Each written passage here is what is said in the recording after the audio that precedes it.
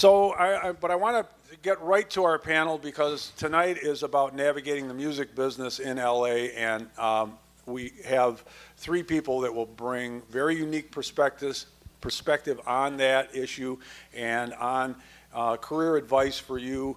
Many of you have told me that this is where you want to end up, and this is where they've ended up, and at various stages of their career, they are all exceedingly accomplished, exceedingly articulate ladies. So first I want to introduce you to Jody Gerson, who is the co-president of Sony ATV Music Publishing.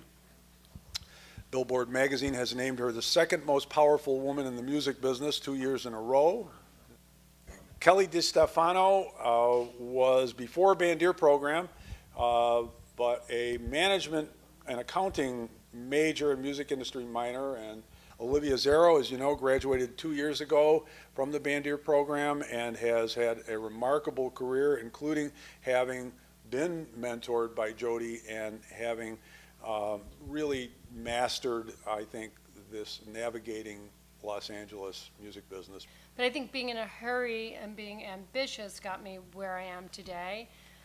I think in terms of being an executive in the business, there are things you could learn, but what you really need, you have to have like an innate confidence that you know what's good. Well, my first biggest sign, I mean, one that you guys would know, my biggest one for a long time was Alicia Keys, who I had the great fortune of meeting when she was 14 years old, and just, I tell anybody who asks me, how did you know? I just knew. I worked at the agency group for about 2 years as an assistant. Eventually I just moved over and was only Seth's assistant. I was getting to the point where it was I needed to decide, do I want to be an agent or do I not? I started out as the assistant to Paul Kongware, who's one of the CEOs of Concerts West, which is one of the major touring divisions there.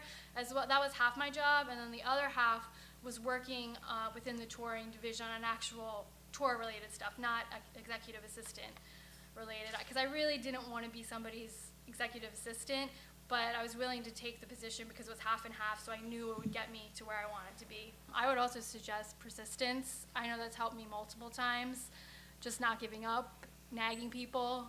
So I went abroad 3 semesters. My senior year, I did LA and New York, and I interned for Jody in LA and Marty in New York because I knew that I wanted to be working. I actually found that to be really helpful because it was sort of like half being in college and half being in the real world, and it gave me a really easy transition into my job, which I started the day after graduation. And also at my job now, I mean, I'm an assistant, but I looked at the landscape. I said, okay, here are all these people who have roles. What's my role? Where can I add value? I just interviewed 2 people today for the first time, which was a crazy experience. If your resume is not organized, fix that.